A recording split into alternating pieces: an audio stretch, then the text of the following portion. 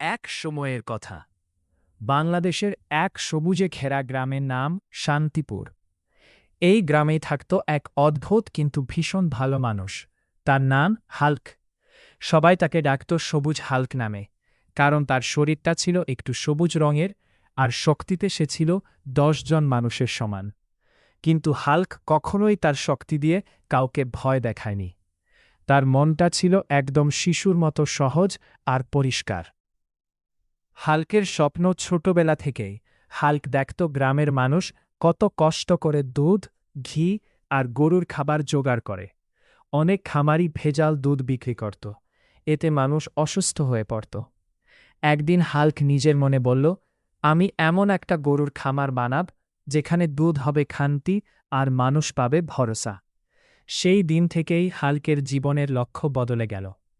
খামার তৈরির শুরু। হাল্ক শহরের ছোটখাটো কাজ করে কিছু টাকা জমিয়েছিল। সে সেই টাকা দিয়ে গ্রামের পাশে এক টুকরো পতিত জমি কিনল। জমিটা ছিল আগাছায় ভর্তি, চারদিকে ঝোপঝাড়। কিন্তু হাল্ক দমে যায়নি। নিজের শখ হাতে সে আগাছা পরিষ্কার করল, বাঁশ আর কাঠ দিয়ে গোয়ালঘর বানাল, মাটির ওপর সুন্দর করে খাড় বিছিয়ে দিল। গ্রামের মানুষ অবাক হয়ে দেখত, এই লোকটা একাই এত কাজ করে কিভাবে। প্রথম গরুগুলো খামার তৈরি হলে হাল্ক বাজার থেকে কিনে আনল 5টা গরু।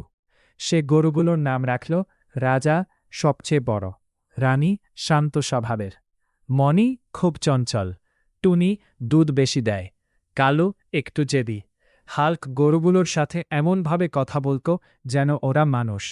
কালু, আজ দুষ্টুমি করবি না কিন্তু। দুধের খাঁটি ব্যবসা। হাল্ক প্রতিদিন ভোরে উঠে গরুদের গোসল করাত, পরিষ্কার খাবার দিত। সে খনি রাসায়নিক খাবার ব্যবহার করত না, শুধু ঘাস, খাড় আর প্রাকৃতিক খাবার। ফলে গরুগুলো সুস্থ থাকত, দুধ হতো ঘন আর সুস্বাদু। হাল্ক ঘোষণা করল, আমার খামারের দুধে কোনো ভেজাল নেই। শুরুতে মানুষ বিশ্বাস করেনি, কিন্তু একবার দুধ খাওয়ার পর সবাই বলল, এমন দুধ আমরা আগে কখনো খাইনি। খামারের সুনাম ছড়িয়ে পড়ে। ধীরে ধীরে হাল্কের খামারের নাম চারদিকে ছড়িয়ে পড়ল।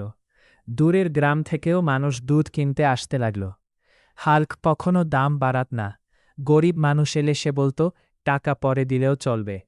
অনেক সময় অসুস্থ শিশুদের সে বিনা দামে দুধ দিত। বিপদের ছায়া। গ্রামের কিছু অসাধু দুধ ব্যবসায়ী হাল্কের জনপ্রিয়তা সহ্য করতে পারল না। তারা ভাবল, এই হাল্ককে থামাতে হবে।